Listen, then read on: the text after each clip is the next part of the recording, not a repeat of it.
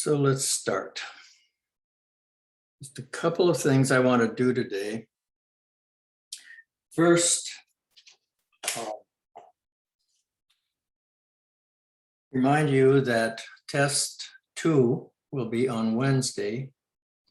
So there'll be no class meeting at 12:30 on Wednesday. Instead, you have all day to complete test 2.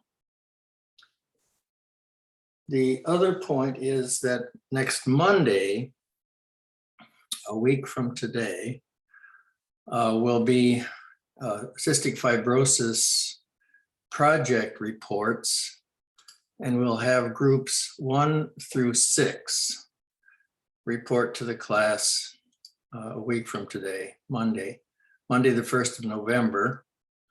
And then on Wednesday, the 3rd of November, the rest of the groups will report, groups 7 through 12. So if you haven't signed up yet for your preview with me, please do so either Thursday or Friday this week. You need to do your preview before you report to the class. Any questions about that?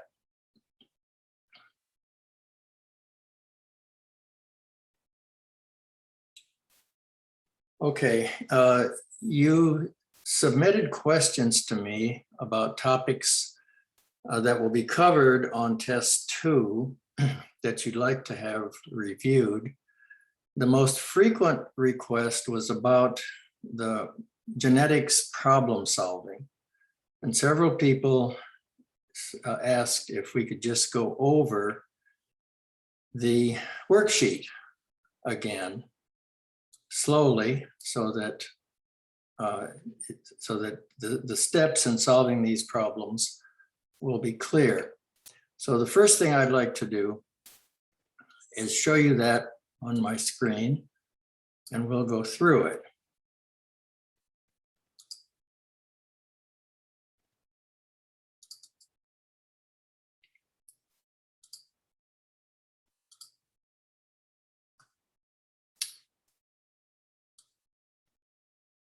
Now you should be able to see the worksheet. Anybody that can't see it, make it a little bigger. Hearing nothing.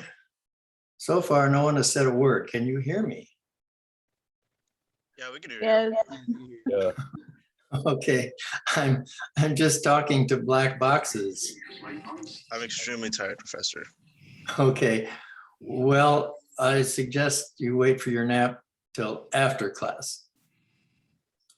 But I appreciate you being tired. Happens to me too. Okay, let's go through these 9 genetics problems. First one is about guinea pigs. And all we're told is that black fur is dominant over white fur. And then the question is, how could an animal breeder know which guinea pig is, whether a black pig is homozygous or heterozygous? So all we're told is that black fur is dominant, which immediately tells us that white fur is recessive. And in order to be recessive, it has to be homozygous recessive. So we can, if we call this locus for fur color, we give it a gene symbol B. So the first step is to extract information from the question. And the next step, if gene symbols aren't given in the question, you need to assign them. So we're going to say B is for black, and little b is for white. So the black parent now could be either homozygous dominant, big B, or heterozygous. And we know that the white parent is recessive, homozygous recessive, little b. So this is a test cross. And there are 2 possibilities. I've sketched them out here with a drawing pen. The white parent is on the left in both of these squares, and the black parent is above. So if the black parent is homozygous dominant, big B, then all of the progeny are going to be heterozygotes. And that means they'll all be black. You can see that in this square. If, on the other hand, the black parent is heterozygous, then when crossed with a homozygous recessive, half of the progeny will be big B, little b, means they'll be black, and the other half will be homozygous recessive, which means they'll be white. So the answer to this question, how could a breeder test this, is to do a test cross. And a test cross, by definition, is a cross between an unknown and a homozygous recessive. So is anyone unclear how to do a test cross and why you do a test cross?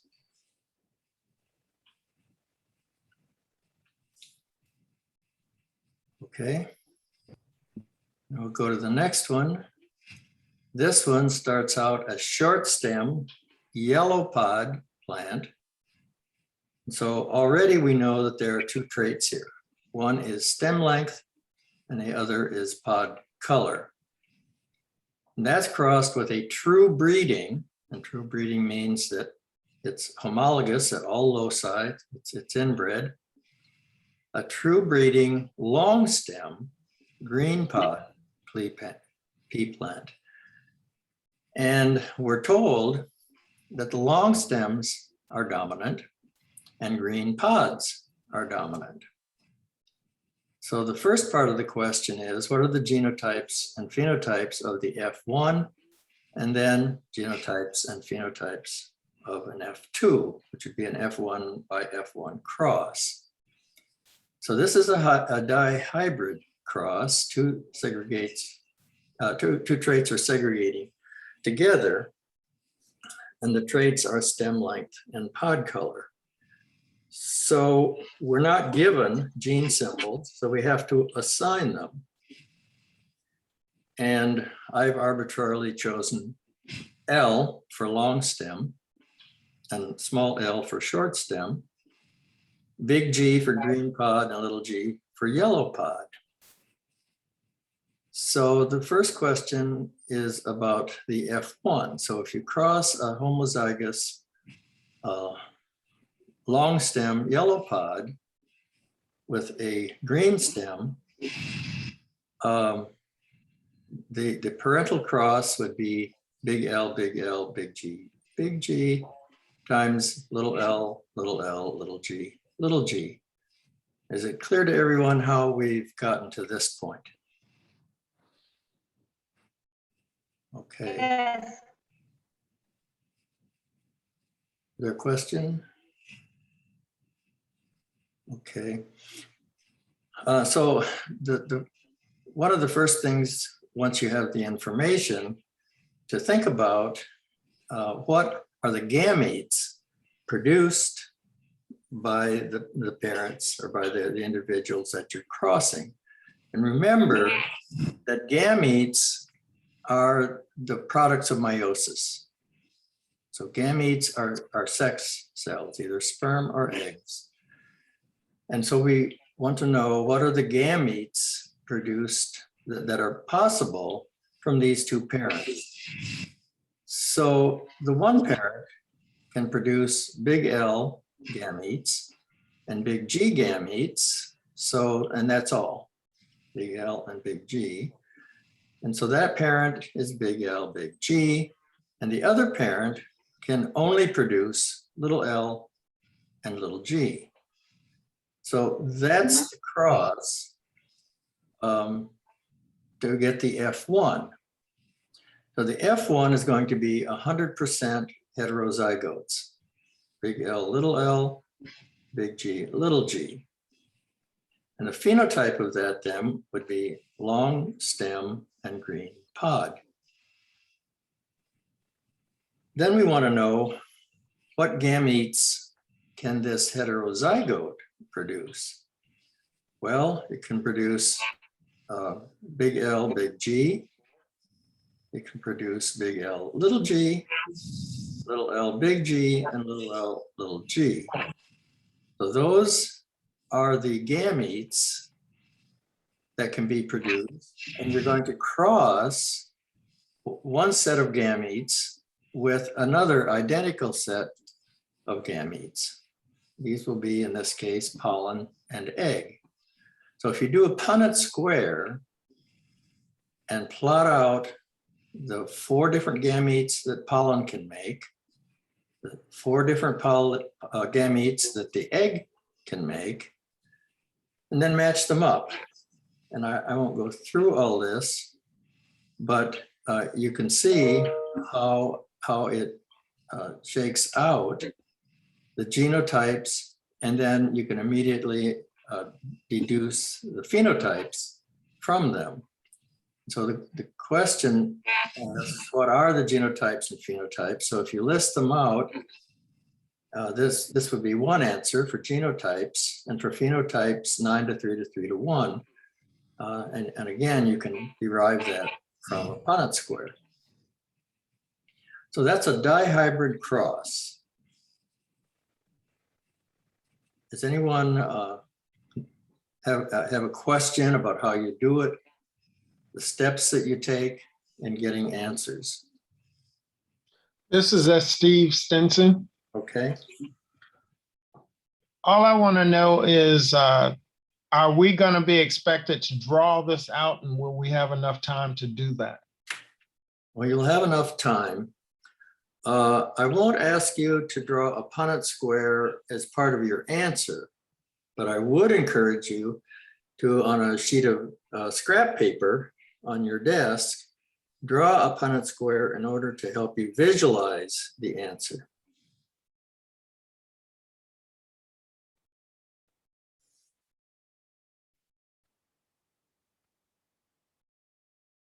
Okay, anything else about a dihybrid?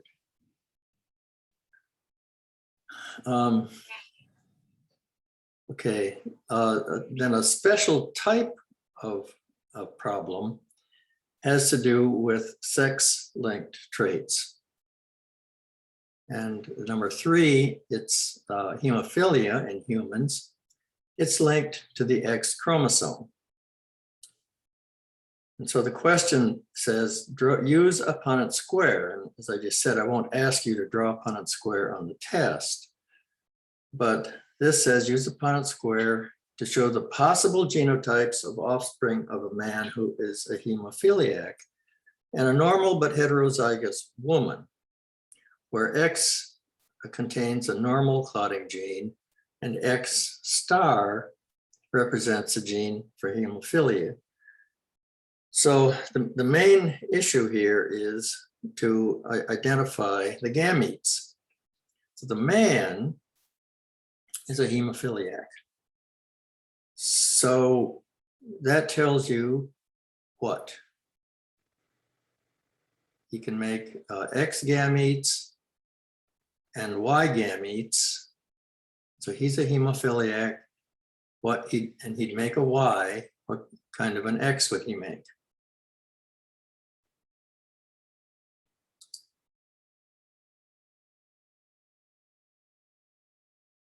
Anyone? The one that carries the gene? Right, he's a hemophiliac, so he's got a mutant X. So we give his genotype, his gametes, he can make an X star gamete, or he can make a Y gamete. And so we'll put him in this Punnett square on the left, X star Y, and the female, we're told, is heterozygous. That is, she's a carrier. So she can make eggs that are either X or X star. So she doesn't have symptoms, but one of her X's is mutant.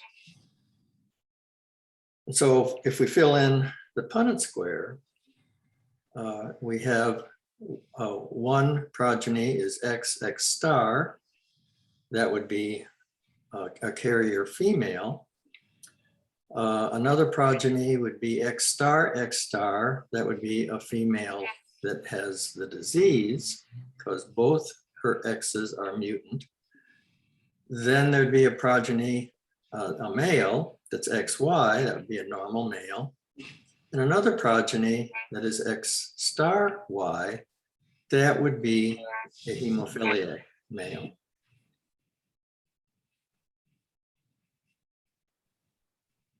So that's the way you think about a sex-linked trait.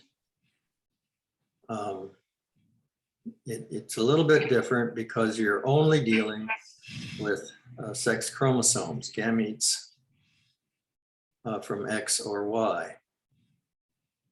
Any questions about how you do that? I have a question. So I'm Wasan Rafo, and that means the man who has a disease, but the woman, she is also the carrier of the disease. So both are like affected, like they have it, but the man is more like a disease by itself. The female carrier does not have the disease. But yeah, Female has to but she have, can give it.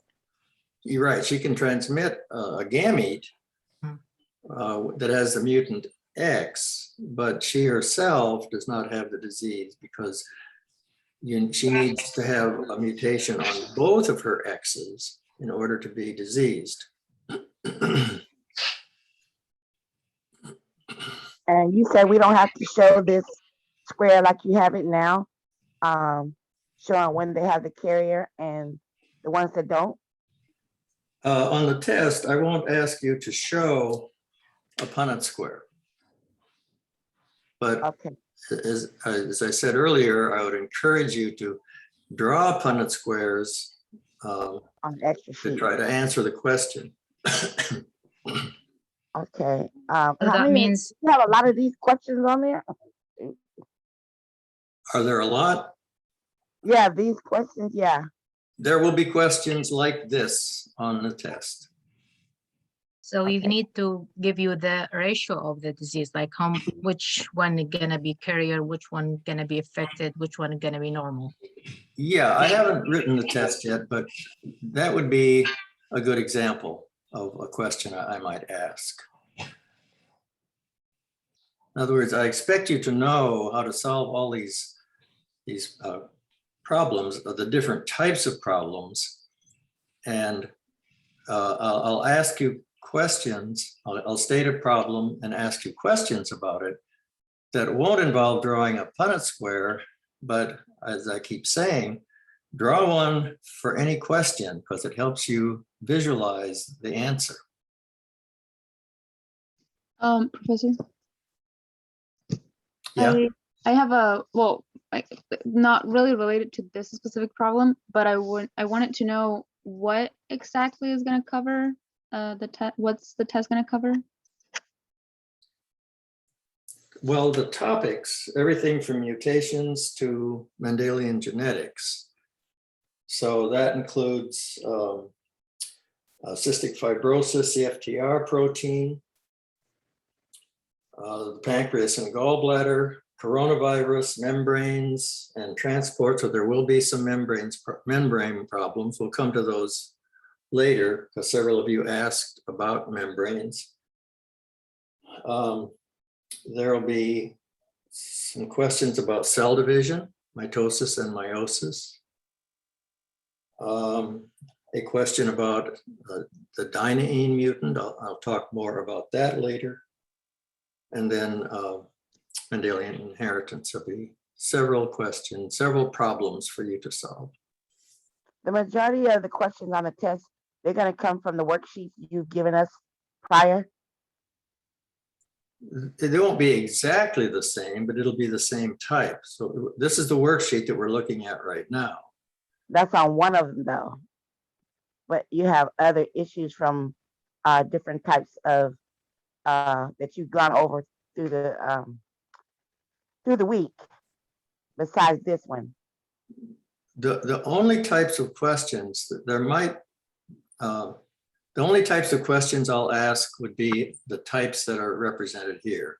So I might ask you about a test cross. I might ask you about a monohybrid cross, a dihybrid cross, a sex-linked cross. I might ask you about back crosses.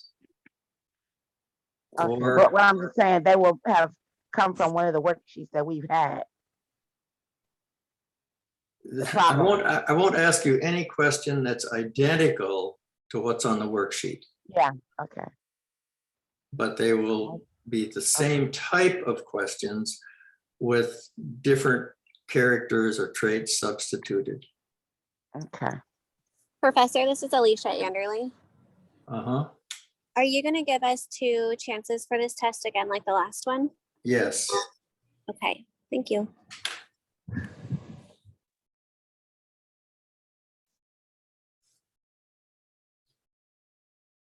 Okay, are you finding this useful, going over this worksheet again? If so, I'll keep going. Yes, Okay, then I will keep going. Where were we?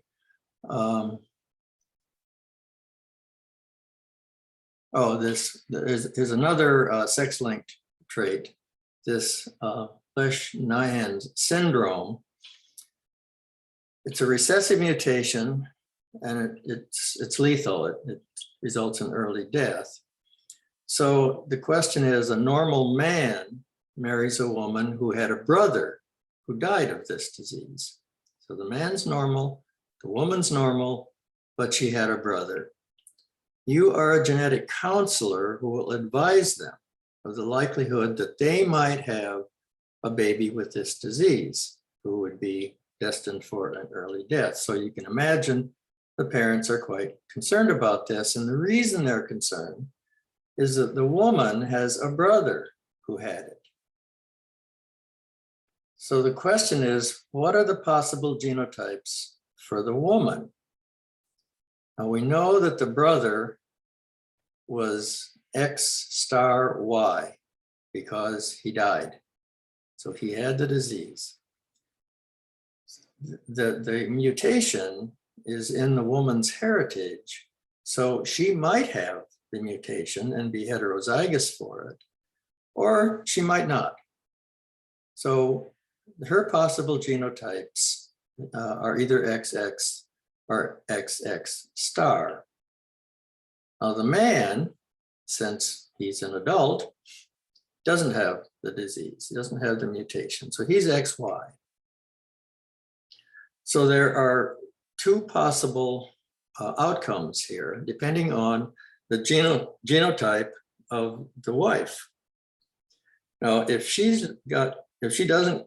isn't carrying mutation, she would be XX. She's not a carrier, and she is mating with her husband who is XY, and all their children would be healthy.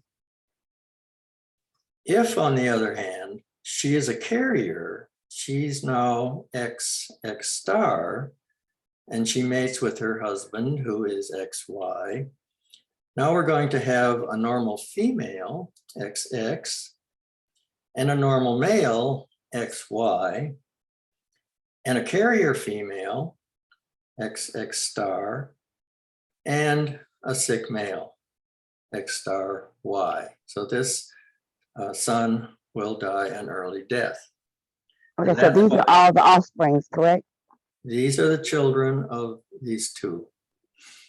And this is why the people went to the genetic counselor to say, what are our chances? And so if the wife is a carrier, the chances are 50% that if they have a son, he'll be sick. But remember that this is a probability. And it's equally probable that the wife is not a carrier. So to get the answer, you have to say, okay, here's 50%, but divided by 2, because there's a 50% chance that the wife is not a carrier. So the answer is 25%.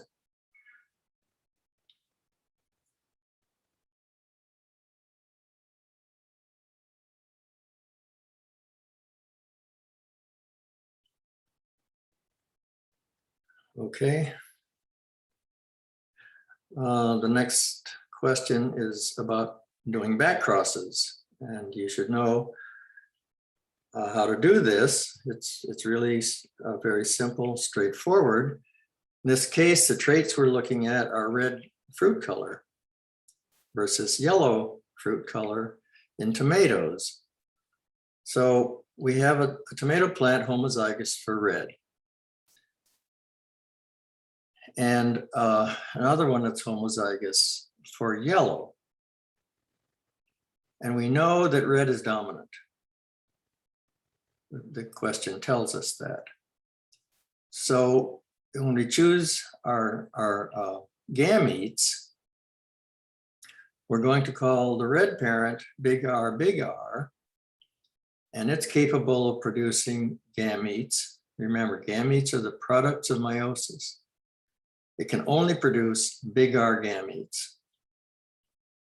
And the yellow parent is little r, and the only gametes it can produce are little r. So if you cross big R times little r, the F1 will be all heterozygotes. They'll all be red. But now the question is, what are the offspring of the F1 crossed back to the red parent, or an F1 crossed back to the yellow parent? So there are two Punnett squares here. So if the back cross of the F1 to the red parent, it would be a heterozygote crossed with a homozygous dominant, big R crossed with big R, little r. The progeny would all be red with these genotypes. But if the F1, which is a heterozygote, is crossed with the yellow parent, which is little r, now the progeny would be half red, half yellow, half heterozygous, half is homozygous recessive.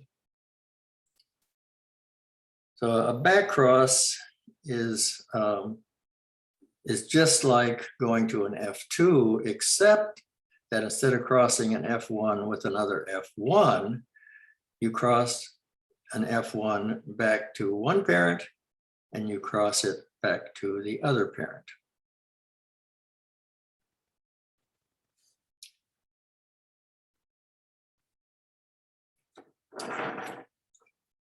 Okay, next one.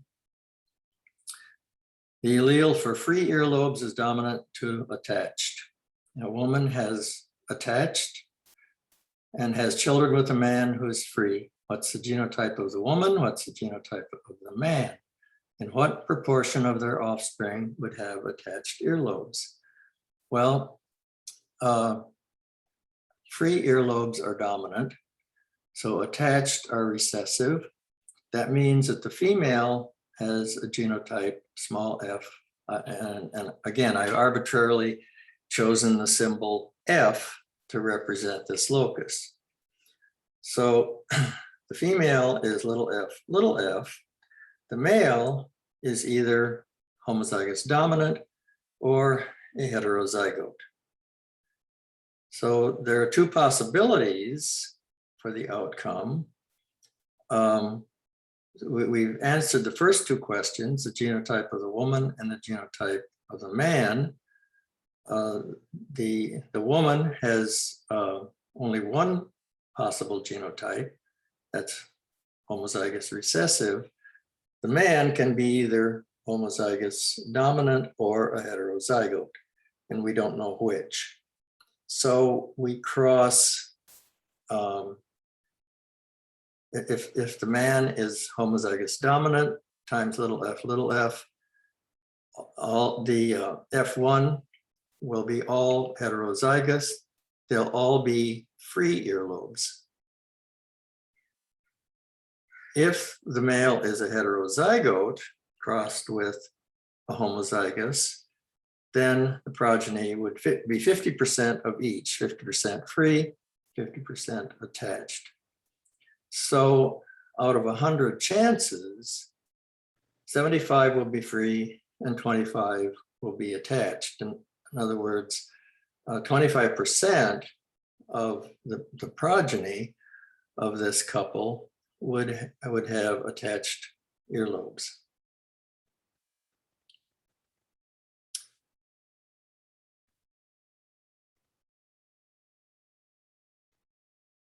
Okay, phenylketonuria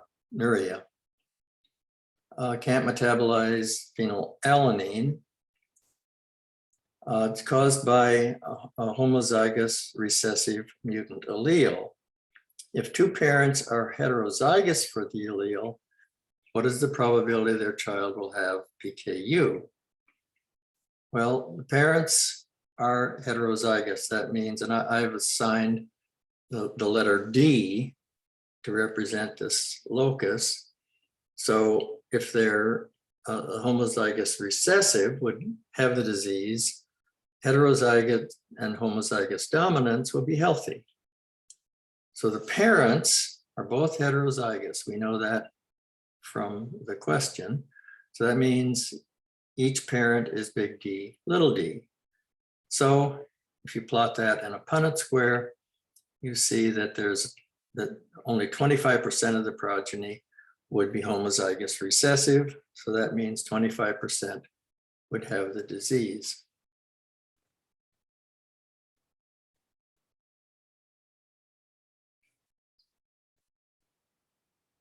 And number 8 is about the fruit fly, Drosophila. Dumpy wings and eye color, red versus white. And the question actually gives us genotypes of the parents. Big D, big R with little d, big D, little r. What proportion of the offspring are expected to be normal? That is, long wings and red eyes. Well, this question is a little bit tricky because the one genotype that we're given can only produce one type of gamete. The big D, big R can only produce big D, big R gametes. Whereas the other parent can produce either big D, little r, or little d, little r gametes. Therefore, you have a much simplified Punnett square. There's only one gamete on the one axis crossed with either a heterozygote or a homozygous recessive. And you end up with all long wings and red eyes. There are no mutants, no dumpy wings and white eyes in this progeny. Is that clear? Everybody see how that's arrived at? Yes. Okay.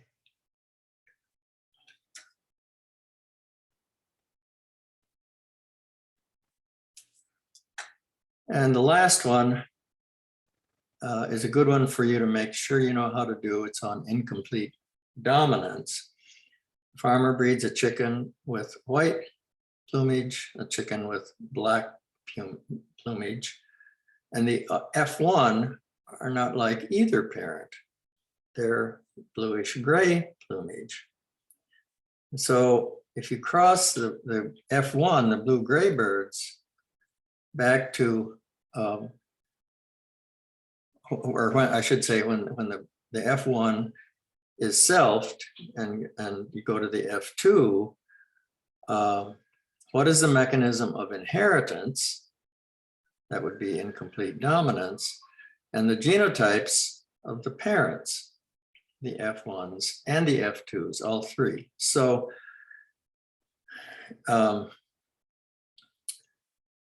we're going to say that black, we're going to use the letter B for black. So we know that, and we'll choose black as dominant. And so we'll call black big B, or big B, little b, white is recessive. And that would have the genotype little b. The F1 is all alike. They're all heterozygous and they're all gray. So that tells you, and the fact that they're all gray and not a smear of colors tells you that this is incomplete dominance. And so if you cross a heterozygote, big B, little b, with another heterozygote, this would be going to the F2 generation. Then you're going to get one homozygous dominant, one homozygous recessive, and two heterozygotes. That is one black, two gray, and one white. Those would be the phenotypes. And to answer the question, the mechanism of inheritance is incomplete dominance. So anytime you see that the F1 is not like either parent, you immediately suspect that it's a case of incomplete dominance. Question, Professor. So do you have to still work it out, or can you just go with that fact that you just put out? Well, it depends on what the question is asking.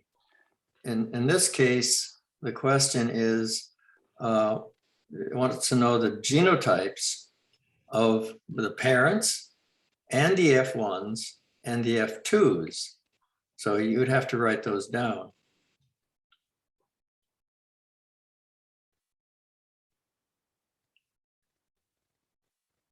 Clear? Yep. Okay. All right. Well, that's a review of the worksheet, the problems on the worksheet. And this worksheet was designed to give you examples of various different kinds of genetics problems. So any question on the test would be any particular question would be one of this type. It wouldn't be exactly this question, but it would be one of the types shown on the worksheet.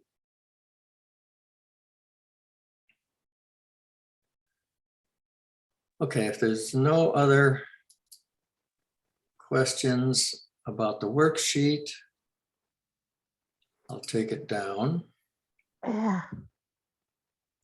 and turn to the questions that you asked.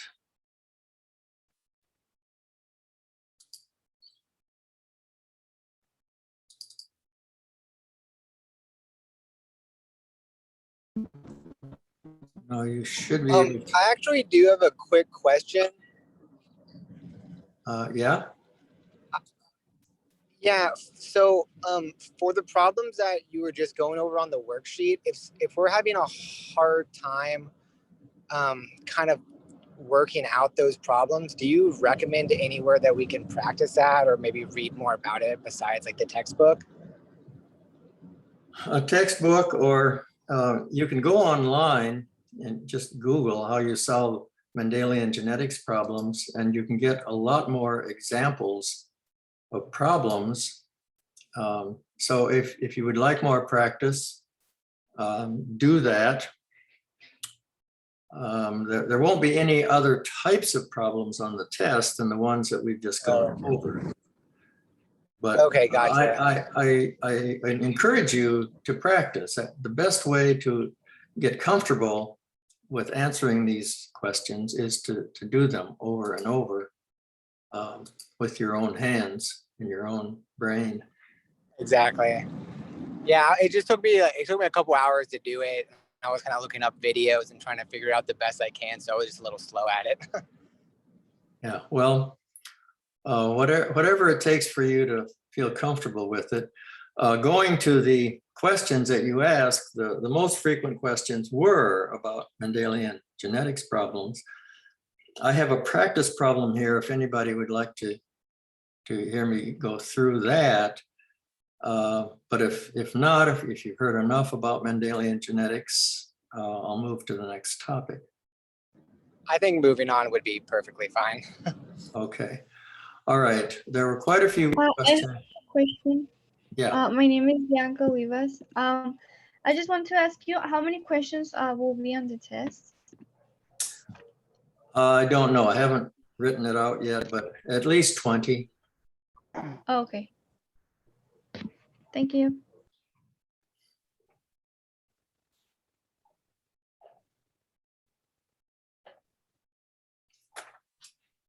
Okay, there were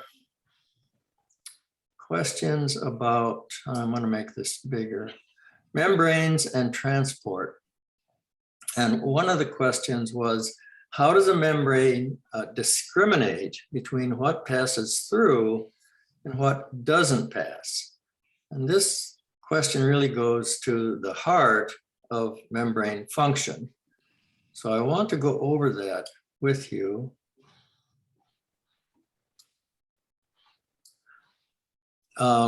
Reviewing some of the material that we've gone over before. So the first thing you need to have in your mind is the nature of a membrane. Remember the fluid mosaic model. It's like a raft floating on a pond. It's in constant motion, and it has a number of proteins and sugars attached to it. And it may have cholesterol embedded in the phospholipid bilayer. So some of these proteins go all the way through the membrane. They're called integral proteins, and they're permanent. They're always there. There are other proteins that are called peripheral, and they're temporary. They can be removed. So we're going to talk about how substances get through the membrane. And I want to emphasize the factors that influence how fast things will get through the membrane. And the factors are these three: temperature, fatty acid, unsaturation, and cholesterol. So as temperature rises, fluidity increases, and as fluidity increases, permeability increases. Here in red, as fluidity increases, permeability increases. That means at higher temperatures, things will go through the membrane faster. Then, if we consider just the movement of small molecules, there are three possible ways that a small molecule can get through the membrane. One is by diffusion, another is passive transport, and the third is active transport. A diffusion just means that a substance is on one side of the membrane at a certain concentration, and it makes its way through the membrane to an area of lower concentration. That's diffusion. And it's not facilitated, it's just whatever is possible. So at whatever temperature, the diffusion rate will be determined. And so for example, water will diffuse through a membrane unassisted, but it's a very slow process. In contrast to that, passive transport is facilitated by a channel through the membrane. And again, we're going from an area of high concentration. The green balls on one side of the membrane are at a higher concentration than on the other side. And so passive transport will go down the diffusion gradient from high concentration to low. So the difference between diffusion and passive transport is that passive transport has a channel for the substance, the molecule. Active transport is quite different because it's the reverse. It goes against a concentration gradient. So if you consider just the blue balls, you can see that there's a low concentration of blue balls on one side of the membrane and a higher concentration on the other, and the movement is from low to high. And energy is required to do that. ATP is required to move these blue balls against their concentration gradient. So although they're already at a high concentration on one side of the membrane, more blue balls are added to that high concentration. So is that clear? How a membrane discriminates? If we look at active transport, it requires that a cell expends energy, as I just said, to move a molecule across the membrane against the concentration gradient of that molecule. And we talked about the example of the sodium-potassium pump. The pump in this picture is the blue structure that goes all the way through the membrane. And this one protein itself can take a sodium ion and transport it against the sodium ion's concentration gradient to the other side of the membrane. And it can do the reverse with potassium ions, the purple symbols. Take them in and again against the concentration gradient, and going either way, ATP is used. So that's the sodium-potassium pump.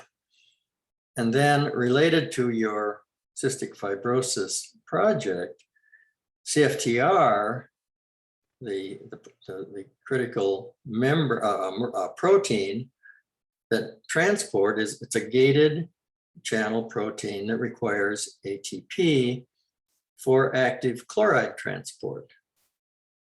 So it makes a channel in the membrane and transports chloride ions through that channel against the concentration gradient, and it uses ATP to do it.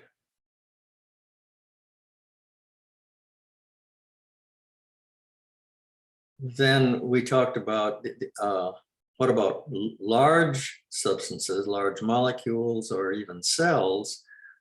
Well, there's endocytosis for taking things in. For example, a virus particle like coronavirus. And there's exocytosis for moving substances out, large substances out of the cell.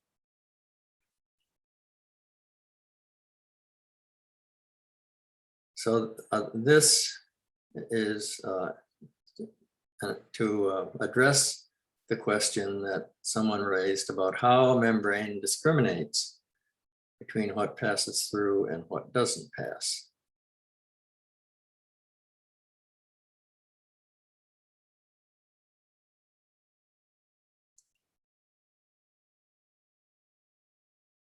Then there were a couple of questions about the CFTR protein itself, how it's produced and how it's translocated. And first, I'd like to remind you of this graph showing the various different types of mutations. So each of you is in a group that has a mutation, and it's one of these 6 classes. And so if you look at normal, the protein is encoded in DNA in the nucleus. It makes a messenger RNA which goes to the endoplasmic reticulum, where it's translated into protein. And that protein gets decorated with sugars in the Golgi apparatus. And then it gets deposited in the plasma membrane where it transports chloride ions. Now, each of you is in a group with a mutation, and the mutations can either stop the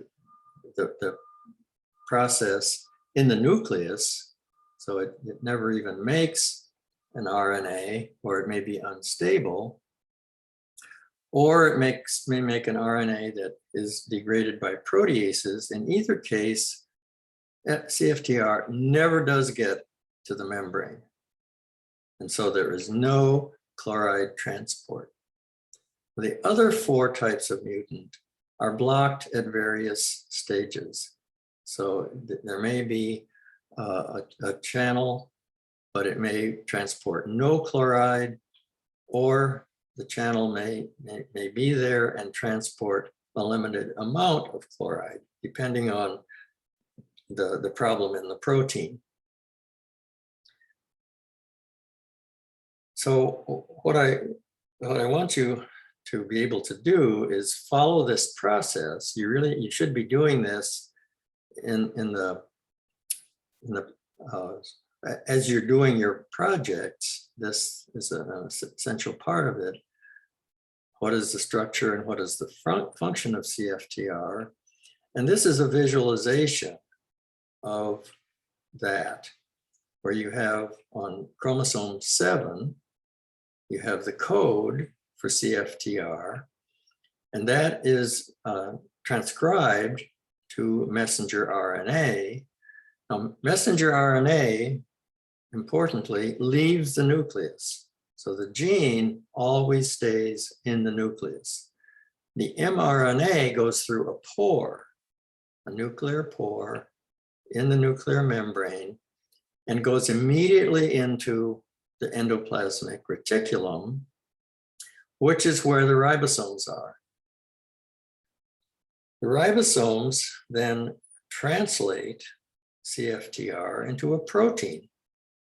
And that protein then goes to the Golgi apparatus, where sugars are added, and then it passes through a series of vesicles and ultimately gets to the plasma membrane, where it is embedded, goes all the way through the membrane.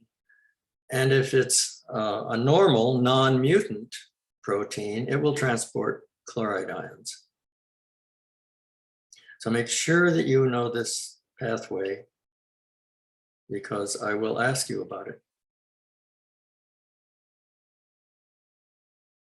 And you remember the video where the guy made a strong case for understanding how the Golgi apparatus decorates the protein with sugars, called glycosylation.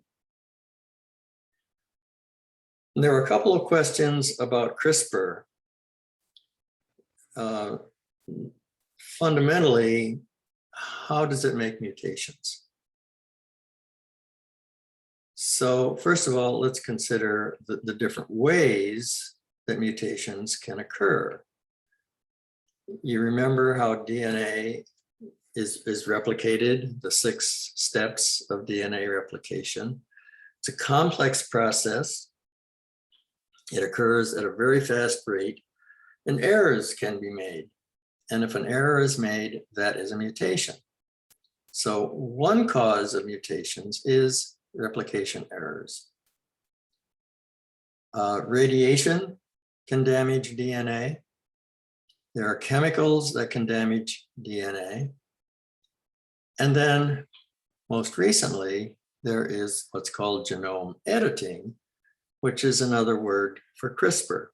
CRISPR stands for clustered, regularly interspaced short palindromic repeats. I don't expect you to remember that. But the beauty of CRISPR is that it's so simple. There are only 2 components needed to do a CRISPR mutation. One is a guide RNA, and the other is an enzyme called Cas9. So if you look at this diagram on the right, Cas9 is the white cloud, and the purple bar is guide RNA. The guide RNA is made to your specifications. You know the gene that you want to mutate, and you make a guide RNA that is complementary to the gene that you want to mutate. So the gene you want to mutate is here. Here's the DNA in your cell, and this red bar is what you want to mutate. And so the guide RNA is complementary to that. It finds its complement, and as it does, it carries the enzyme Cas9 along with it. So now you have on your gene that you want to mutate, you have the guide and you have Cas9, which is an endonuclease.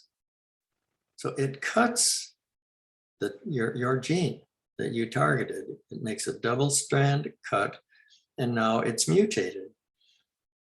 After that mutation has been made, after that cut has been made, any number of different types of mutation can be effected at that site. So you can make a deletion, you can make an addition, you can do a substitution. Any type of mutation that is possible is now available. So it's easy to do. It has only two components. And the reason it's so powerful is its specificity and its universality. It works in any organism, bacteria, viruses, eukaryotes. Any organism can be mutated with CRISPR. The specificity is the other powerful part of CRISPR, and that is caused by the fact that you make a guide RNA that is specific for the gene you want to mutate. So it will not take Cas9 to any other place in the cell except your target. So there are two reasons for the power of CRISPR and the popularity of it. One is it's very specific for your target. You don't get off-target consequences, and it's universal.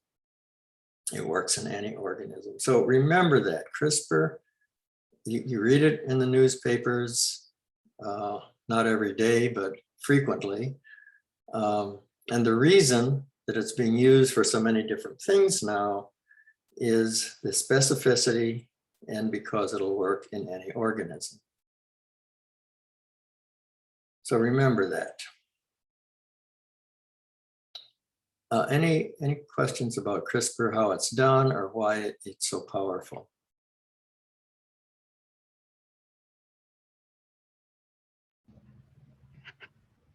Okay, there were several questions about differences between mitosis and meiosis. So I've got some statements here. In the case of mitosis, you start with one cell and it duplicates its DNA and divides, resulting in two cells that are identical to their progenitor. So it's important to remember mitosis, it takes one cell to two cells, and the two cells are identical. There's no genetic variation introduced in mitosis. So it's critical that you know that about mitosis. Contrast that with meiosis. The cell starts as diploid and it ends up as haploid. So that's one major difference between meiosis and mitosis.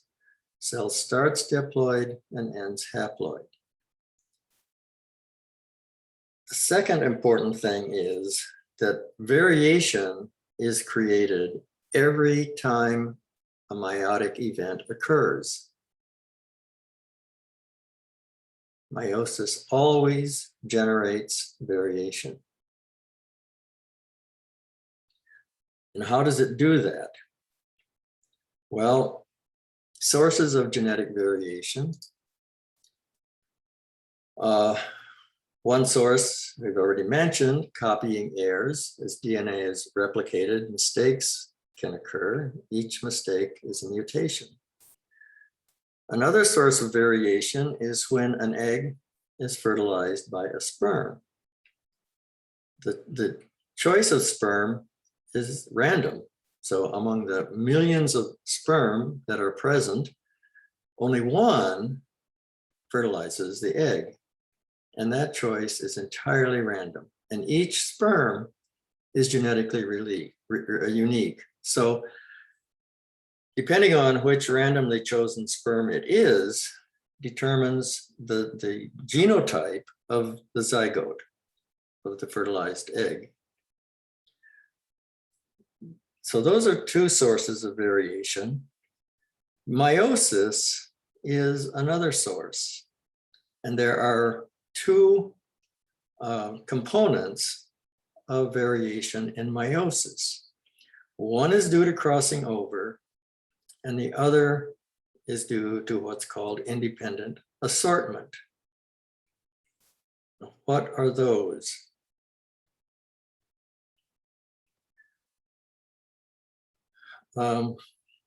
Let's consider crossing over first.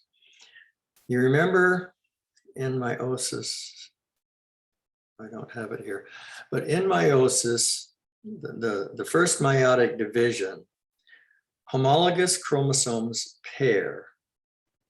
And that's illustrated here with these two, it's a blue chromosome and a red chromosome. They're the same, they're homologous, but one is from they're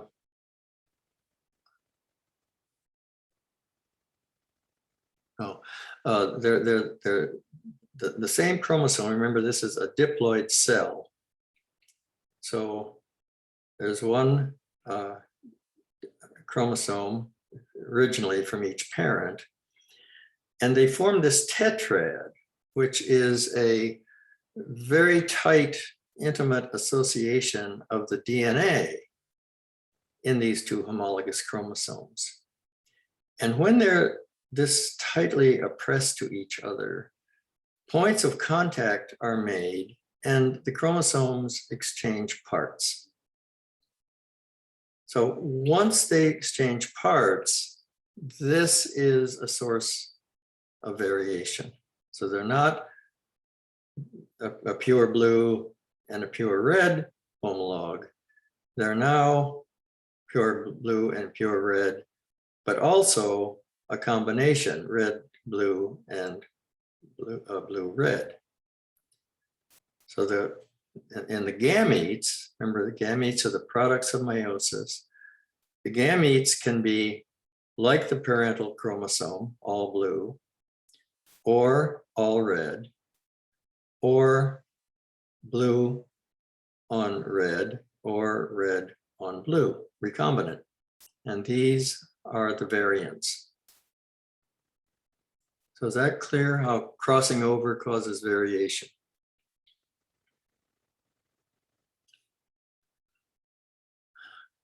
The other source of variation in meiosis is independent assortment.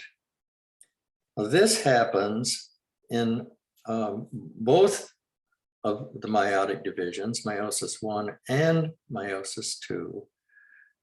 And it happens when the chromosomes line up at metaphase in the middle of the cell, and they have to go to one side of the cell or the other. And that choice, that decision is entirely random. So any particular chromosome can go to side A or to side B. And you see that here, possibility 1, where the blue chromosomes all go to one side, and you end up with combination 1. And the red, and if they go to one side, then the red ones go to the opposite side, and you have combination 2. On the other hand, these chromosomes could make the opposite decision and end up with combinations 3 and 4, where you have blue and red, red and blue, red and blue. So these are recombinant with respect to the original.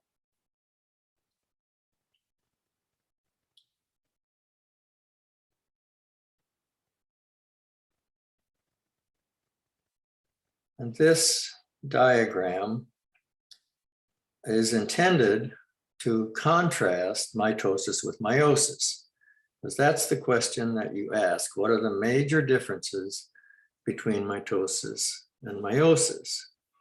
So on the left is mitosis. What is its goal? It's the exact reproduction of the cell. You start with one cell and you end up with 2 cells which are identical to the progenitor.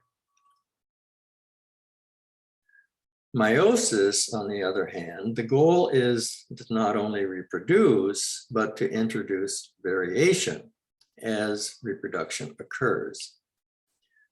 So you have in prophase, you have tetrads formed, which exchange chromosome parts. That's variation. And then when chromosomes separate, you have random assortment of the chromosomes, so that you end up with then in meiosis 1 and meiosis 2, 2 sources of variation: recombination and random assortment. The point to remember here is that the products of meiosis are all unique. So any meiotic division ends up with 4 cells. You start with 1, you end up with 4. And those 4 cells are genetically unique from each other and from the parent. So in contrast to mitosis, where you start with a diploid cell and you end up with 2 diploid cells that are identical with each other, they're identical with the parent.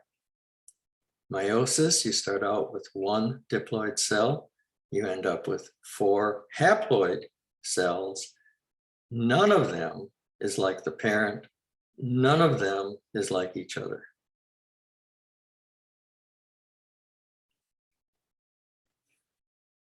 So, any questions about how mitosis and meiosis differ? That was the question that you asked. What are the major differences between these 2 types of cell division? There were a couple of questions about dynein. What is it? It's a family of motor proteins that move along microtubules in cells.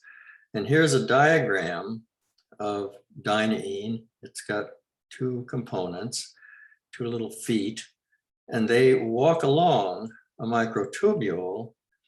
Each step, they expend energy, and that's what propels the microtubule, propels the motor along the microtubule. And where does this become important? It's important in a lot of different phases of cell activities.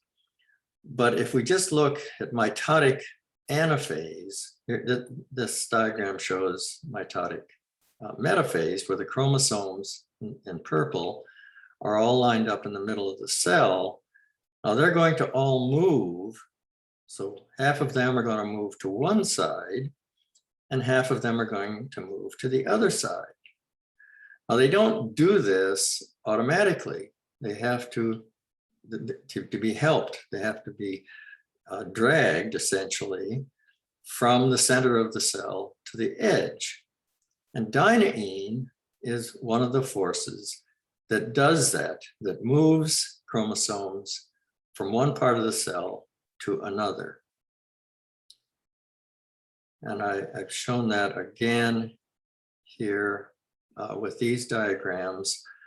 On the left, you have metaphase.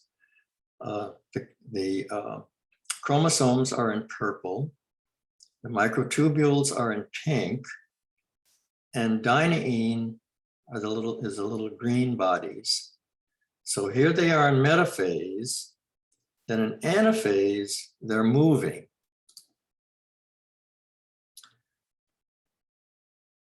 And some of the chromosomes are moving to one side, and some are moving to the other side. And at telophase, they arrive at the so-called centrosomes, at the poles of the cell.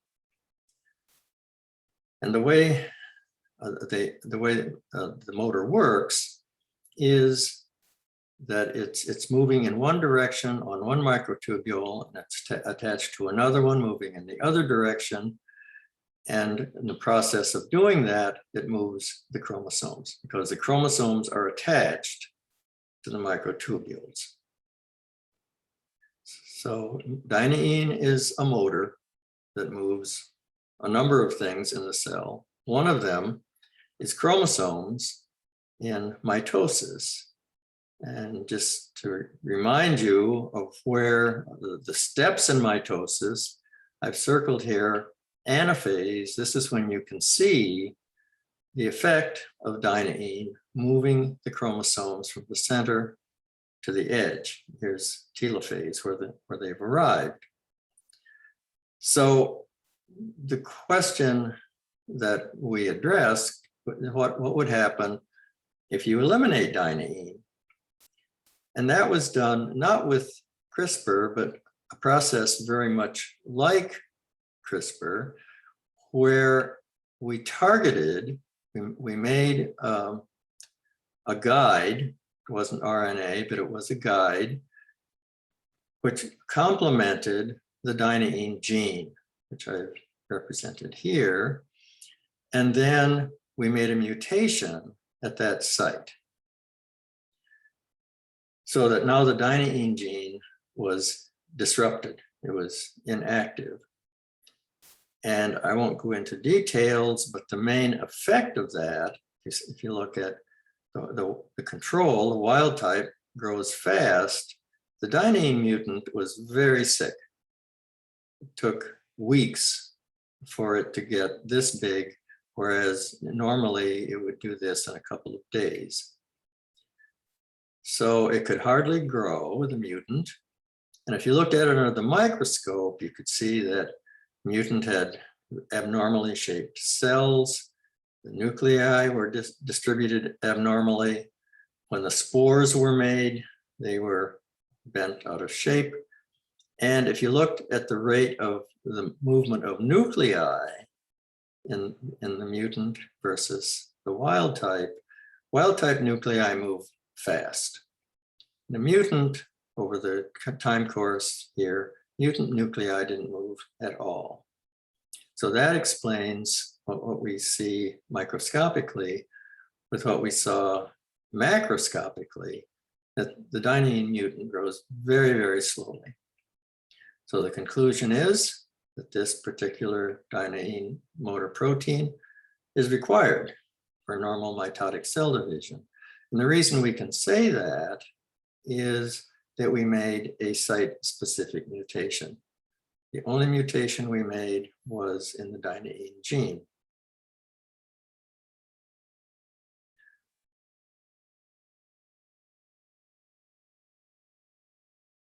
So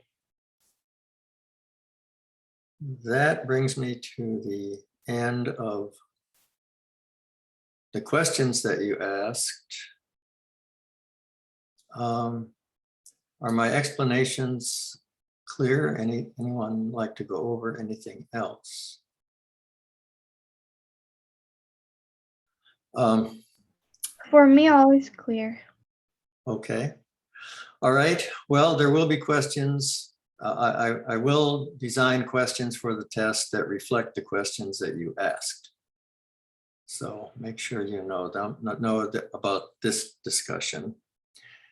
And unfortunately, we're out of time. I was going to start on or continue on molecular genetics today, but we're out of time for the class. So we'll have to wait till Wednesday. No, Wednesday, there's no class.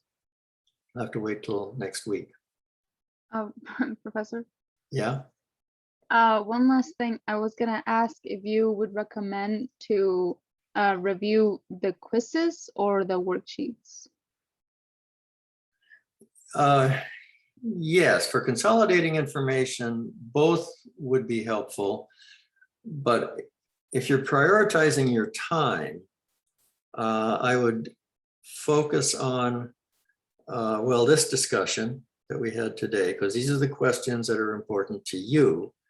And so I'll reflect that in questions that I ask on the test. So that would be your first priority. But then there will be other questions. They won't all be based on this discussion. And for that, just going through the slide sets, looking at what was emphasized, and you might want to refer to the recordings, the Zoom recordings. But if you are familiar with that material, then you will do well on the test. Okay, thank you. Anything else? Okay.